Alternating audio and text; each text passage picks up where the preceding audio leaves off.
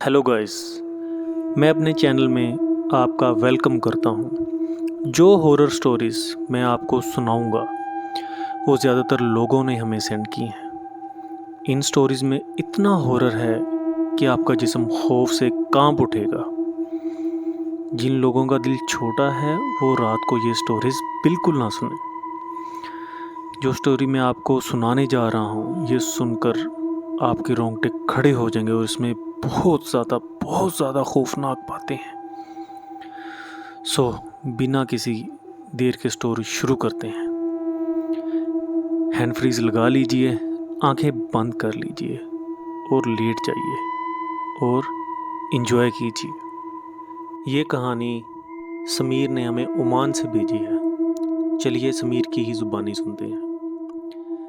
मेरा नाम समीर ख़ान है। हम 3 दोस्त ओमान की एक कंस्ट्रक्शन साइट में 3 साल से एज अ सिविल इंजीनियर काम कर रहे हैं। हमारी यारी बहुत ज़्यादा पक्की है और हम तीनों ही घूमने फिरने और टूरिज़्म के बहुत ही ज़्यादा शौकीन हैं।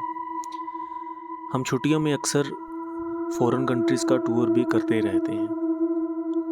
ये बताता चलूँ कि फ्राइडे की छुट्टी होती है ओमान में और थर्सडे एज अ वीकेंड यहाँ मनाया जाता है। इसलिए हम वीकेंड पर लाजमी आउटिंग या पार्टी वगैरह करते हैं, क्योंकि पूरा वीक काम कर कर के हम बोर हो जाते हैं।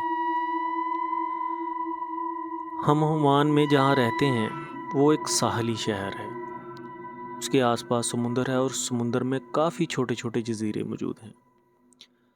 हम सिटी के इर्द गिर्द आउटिंग कर कर के बहुत ज़्यादा बोर हो चुके थे। इसलिए हमने प्लान बनाया कि वीकेंड नाइट किसी जजीरे पर गुजारी जाए। खैर हमने प्लान बनाया, एक टूरिज़्म कंपनी से राब्ता किया, उसको पेमेंट कर दी और सारा प्लान बना लिया। हमने कहा चलो इस तरह नेचर भी देखने को मिल जाएगी और हमारा एडवेंचर भी पूरा हो जाएगा। खैर उस दिन हमने काम से 3 बजे ही छुट्टी ले ली। सामान हमने पहले से ही रेडी रखा हुआ था। हम अक्सर आउटिंग वगैरह करते रहते थे, इसलिए तकरीबन टूरिज़्म का सारा सामान हमारे पास मौजूद था, जिसमें टेंट वगैरह, चूल्हा वगैरह और ऐसी और ज़रूरियात की चीज़ें। ऑफिस से समुंदर तक पहुंचते पहुंचते हमें तकरीबन आधा घंटा लगा।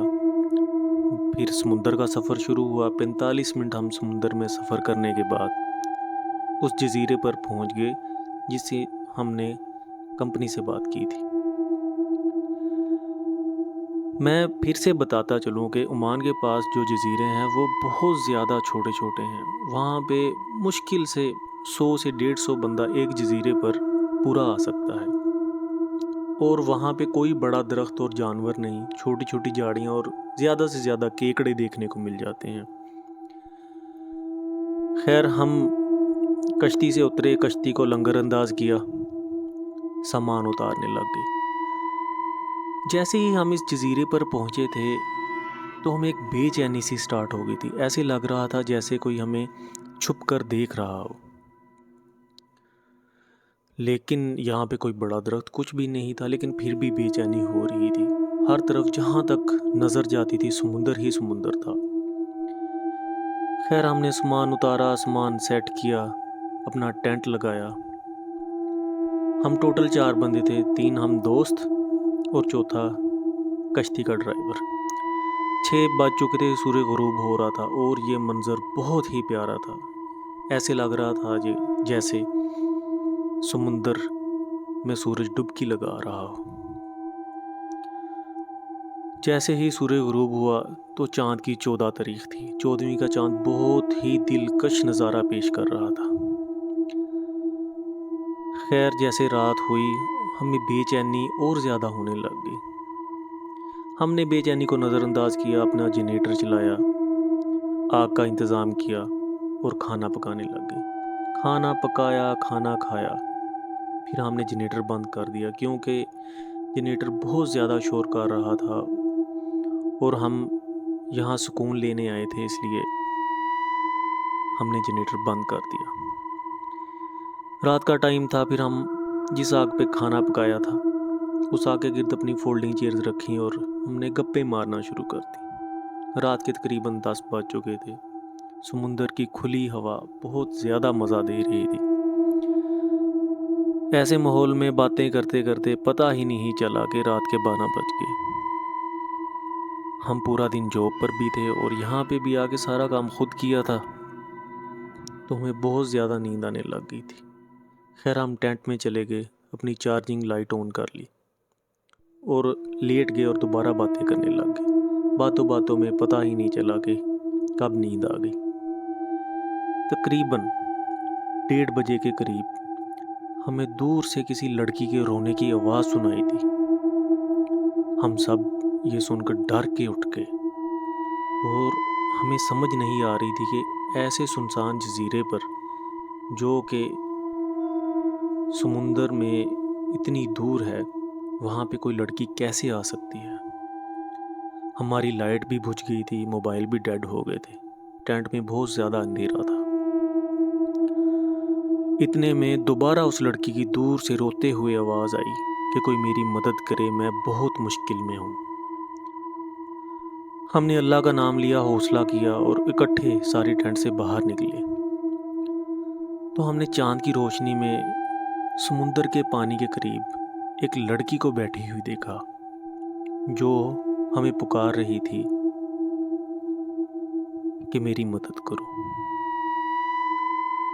जब उस लड़की ने हमारी तरफ देखा तो हम क्या देखते हैं कि उस लड़की की आंखें चमक रही थीं, जैसे कि किसी जंगली जानवर की आंखें चमकती हैं। फिर एक बहुत ही अजीब सी बात हुई। उस लड़की ने मेरे दोस्त हामिद की तरफ देखा और उसका नाम लेकर अपने पास बुलाया। जैसे ही उसने हामिद को अपने पास बुलाया, हामिद बगैर कुछ सोचे समझे उस लड़की की तरफ चल दिया। ऐसे लग रहा था कि उस लड़की ने हामिद को हिप्नोटाइज कर लिया हो। हामिद उसकी तरफ दौड़ा। देखते ही देखते जैसे ही वो उस लड़की के करीब पहुंचने वाला था, हमने हामिद को रोका, लेकिन हामिद को हमारी आवाज़ ही सुनाई नहीं दे रही थी। ऐसे लग रहा था कि जैसे उसके कानों पर ताले पड़ गए हों। खैर फिर हम तीनों भागे, हामिद को जकड़ा और बहुत ही मुश्किल से वापस टेंट में लेके गए। जैसे ही हम टेंट में वापस गए तो हमारे टेंट के बाहर भारी भारी कदमों की आवाज़ आने लग गई और ऐसे लग रहा था कि टेंट के कपड़े पे कोई हाथ फेर रहा हो बाहर से। हम और ज़्यादा डर गए। हमने ऊंची ऊंची आयतल कुर्सी का विर्द शुरू कर दिया और जो कुरानी आयात आती थी ज़ोर ज़ोर से पढ़ने लगे। खैर जैसे ही हमने ऊंची आवाज़ में कुरान पाक पढ़ना शुरू किया, कदमों की आवाज़ आना बंद हो गई। हम पूरी रात आयतल कुर्सी और कुरानी आयात का विर्द करते रहे और सुबह की रोशनी का इंतज़ार करते रहे। जैसे ही थोड़ा सा सूरज बाहर निकला, हम जान बचाकर वापस कश्ती की तरफ भागे और शहर की तरफ हो लिए। हामिद को होश आ चुका था और उसको रात की कोई बात याद नहीं थी। बस उसे इतना याद था कि हम कश्ती से उतरे हैं और हमने टेंट सेट किया। उससे आगे उसे कुछ भी याद नहीं था। जब हम वापस पहुँचे तो हम अपने मस्जिद के मौलवी साहब से मिले, उनको सारा किस्सा सुनाया। फिर मौलवी साहब ने पहले तो हमें डांटा, फिर बताया कि तुम लोग बहुत खुशकिस्मत हो जो बच गए। जो मखलूक तुम लोगों ने देखी है उसको समुद्री जिन कहते हैं और ये जिन्नात की बहुत ख़तरनाक किस्म है। ये अपनी जगह पर किसी और को बर्दाश्त नहीं कर सकते। ये अकेला रहना ही पसंद करते हैं। अगर कोई इनको तंग करे या इनकी जगह पर जाए तो ये नुकसान भी पहुंचा सकते हैं। और मौलवी साहब ने हमें बहुत सख्ती से नसीहत की कि दोबारा रात को किसी भी ऐसी सुनसान जगह पर क़याम नहीं करना,